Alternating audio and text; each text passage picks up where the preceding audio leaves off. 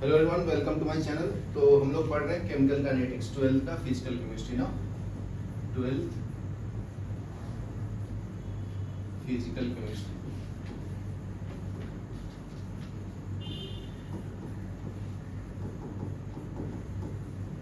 Chemical kinetics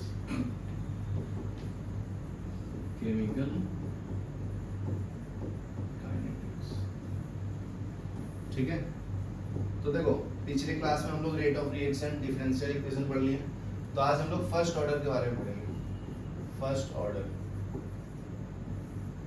ठीक है। तो फर्स्ट ऑर्डर में आपका फर्स्ट डिफरेंशियल इक्वेशन क्या है? r equal to K A raise to बराबर ना। फर्स्ट ऑर्डर के लिए x का वैल्यू 1 है ना, और y का वैल्यू 0। यहाँ क्लियर है?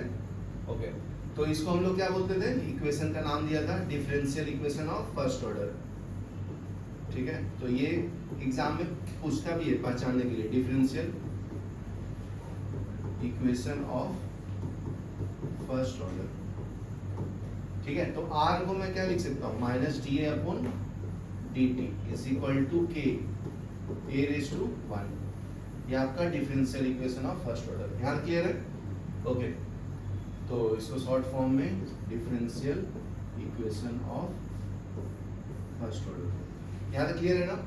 तो देखो, ये वैल्यू जैसे जैसे टाइम बढ़ता है, ठीक है ना, तो ये y एक्सिस पे मैं कॉन्सेंट्रेशन लिया तो इसकी वैल्यू कम होता है। क्यों? देखो यहाँ नेगेटिव साइन दिया है इसके कारण, ठीक है।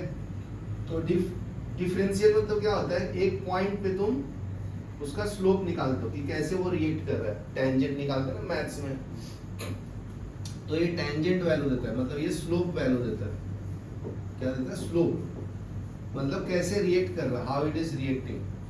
तो minus D upon D T equal to के इंटू डी ए बराबर है यहाँ तक। तो अगर मुझे पूरा वैल्यू कैलकुलेट करना है कि ये कितना रिएक्ट किया, उसके लिए हम लोग इंटीग्रेट करेंगे। उसके लिए पूरा एरिया का वैल्यू निकालेंगे ना, तो इसको इंटीग्रेट करेंगे, उसको इंटीग्रेशन बोलते हैं। Area under the curve total value देगा, एरिया अंडर द कर्व। यहां तक क्लियर है? तो देखो, एरिया अंडर द कर्व, तो इसको डिफरेंशिएशन को इंटीग्रेट कर दूंगा। डिफरेंशिएशन मतलब क्या होता है? चेंज। याद रखना, ए कैसे चेंज हो रहा है टाइम के साथ। देखो, जब टाइम 0 है तो इसका कॉन्सेंट्रेशन ए नोट है, मतलब हायर कॉन्सेंट्रेशन है। जैसे जैसे टाइम इंक्रीज हुआ, ये एक्स एक्सिस पे टाइम इंक्रीज हो रहा है ना, तो देखो इसका कॉन्सेंट्रेशन कम हो रहा है। पहले मान लो 100 मोल्स था या 100 मोलरिटी था, तो देखो अभी कम हो रहा है। यहाँ पे मान लीजिए 50 हो गया, यहाँ पे 20 हो गया। कम हो रहा है ना धीरे धीरे वैल्यू, जैसे टाइम बढ़ रहा है। जैसे जैसे मेरा उम्र बढ़ रहा है तो मेरा लाइफ स्पैन कम हो रहा है ना, कम टाइम बच रहा है ना जिंदगी जीने के लिए, वैसे ही है। समझा ना? तो इसको भी इंटीग्रेट करूंगा, तो इंटीग्रेट करूंगा तो पूरा वैल्यू मिल जाएगा। तो इंटीग्रेट करने के लिए क्या चाहिए? सेम वेरिएबल को सेम साइड लो। ये ए वाला पार्ट ए वाले पार्ट के साथ रखो, तो ये माइनस डी ए अपॉन ए आएगा, बराबर है ना। ये डी टी उधर भेज देना, तो ये क्या आएगा? के इंटू डी टी। यहाँ तक क्लियर है? तो ये इंटीग्रेशन का साइन है, यहाँ पे लिख देता हूं मैं, integrating both side, integrating both sides. क्या मिलेगा? Integration of D A upon A is equal to K integration of D T. ये समझा आपको? ठीक है ना? ये इंटीग्रेशन का साइन है, समेशन का। जैसे हम लोग रियल लाइफ में ऐड करते हैं ना, 1 + 2 + 3 + 4, तो वो उतना लंबा ऐड करने से एक सिंबल यूज करते हैं। ये इस सिंबल का नाम है इंटीग्रेशन। इसका मतलब होता है समेशन। समेशन मतलब एडिशन ना, बचपन में पढ़ते थे ना लोग, एडिशन वही है। बस ये बड़ा हो गया है तो सिंबल ये यूज करते हैं भाई। समझा ना? तो देखो, इसमें लिमिट्स लगाते हैं। जब टाइम 0 है, स्टार्ट किया तो टाइम 0 है ना, अभी क्लास लेना चालू किया हूँ 8 बजे, तो टाइम 0 से स्टार्ट किया हूँ, ठीक है। टाइम t तक गया, मैक्सिमम वैल्यू t तक गया। जब टाइम 0 है तो इसका कॉन्सेंट्रेशन देखो ए नोट है ना, तो ए नोट लिखूंगा। टाइम 0 पे ए नोट है, ए वाला ए नोट है, टी वाला टी नोट है। समझा? और जब टाइम t हो गया तो इसका कॉन्सेंट्रेशन हो गया 80। यहाँ क्लियर है? मतलब ये फाइनल कॉन्सेंट्रेशन, ये इनिशियल। इसको हम लोग इनिशियल कॉन्सेंट्रेशन बोलते हैं, ठीक है, और इसको फाइनल कॉन्सेंट्रेशन। यहां क्लियर है? ओके, तो अभी देखो मैथ्स में क्या बोलते हैं, इसको नीचे वाले को लोअर लिमिट बोलते हैं। क्या बोलते हैं? Lower limit. ऊपर वाले को अपर लिमिट, ठीक है ना। तो ये भी आपका अपर लिमिट है, ये लोअर लिमिट। लोअर बोले तो एल आएगा ना, ठीक है।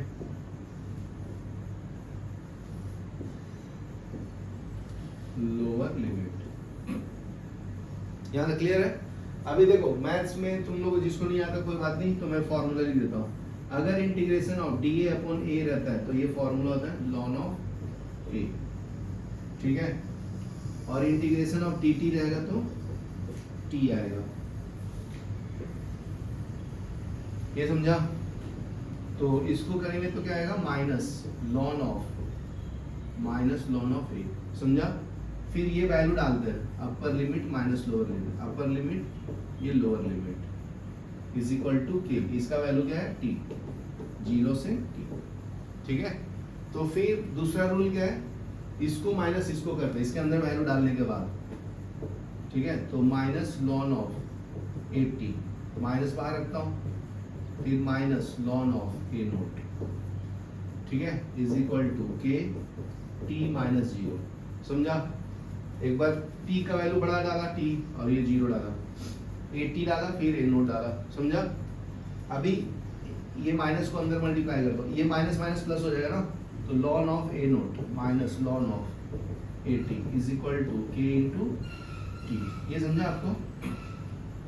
तो देखो लॉग का एक फॉर्मूला है ln of m minus ln of a naught, तो ये ln of m by a naught, समझा? तो ये क्या बन जाएगा? Ln of A naught upon A T is equal to के इंटू टी, ये समझा? अभी लॉग का दूसरा प्रॉपर्टी क्या है जी? लॉन ए नोट है ना, तो इसका बेस ई होता है।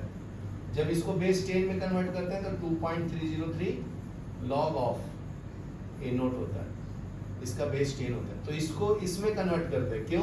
क्योंकि कैलकुलेशन इजी होता है इसके कारण, ठीक है।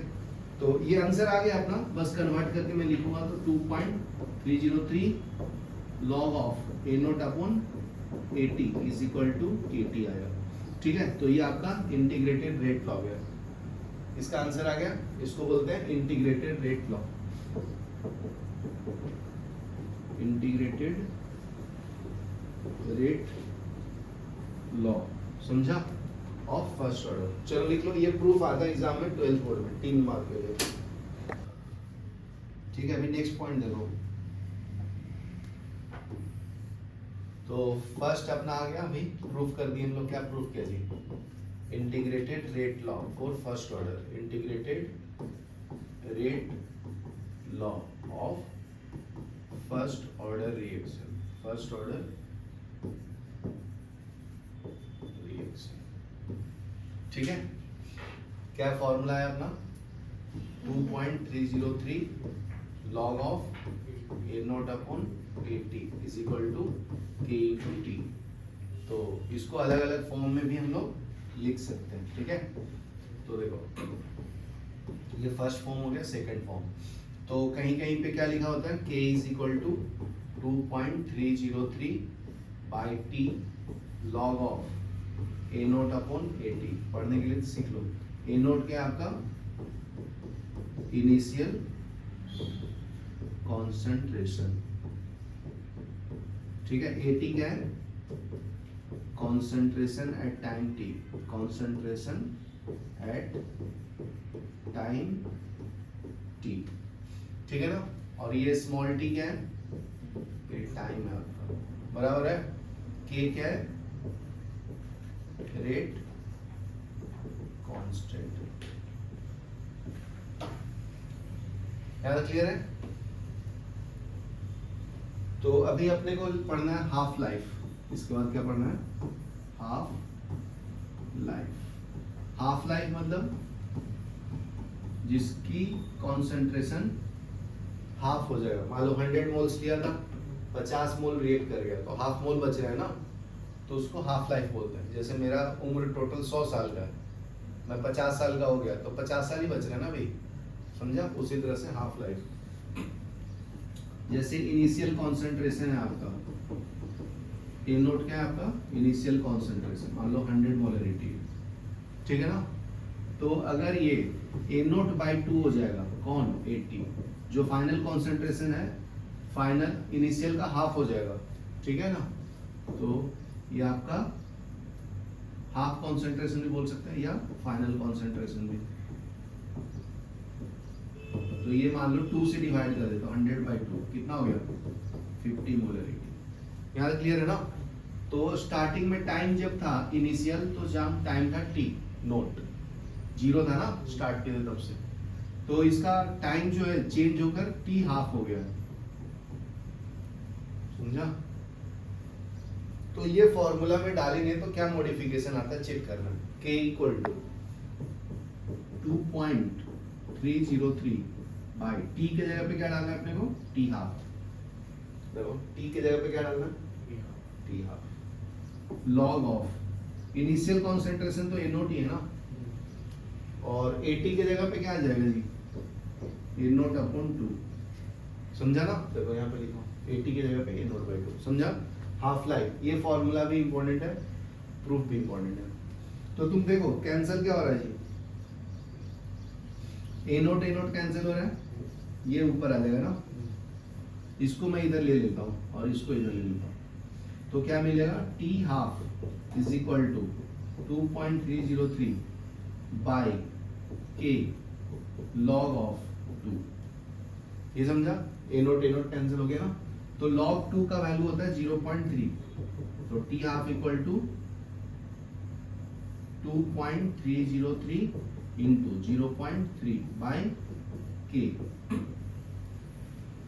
समझा? तो इसको मल्टीप्लाई करेंगे तो कितना आएगा?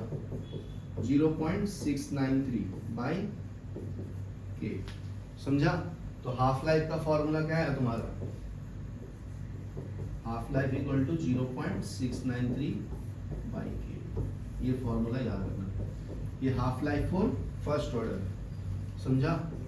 क्या ये half life of first order reaction. तो ये भी प्रूफ लिख लो, फिर न्यूमेरिकल करेंगे इसको। NOBr ये आपका गैस फॉर्म में produce 2NO gas plus Br2 gas, ठीक है? द रेट लॉ इसका दिया है R is equal to, R को क्या बोलते हैं? Rate law. कितना दिया जी? K इंटू NOBr का पावर कितना है? 2। If the rate of reaction, मतलब R आपका दिया है 6.5 इंटू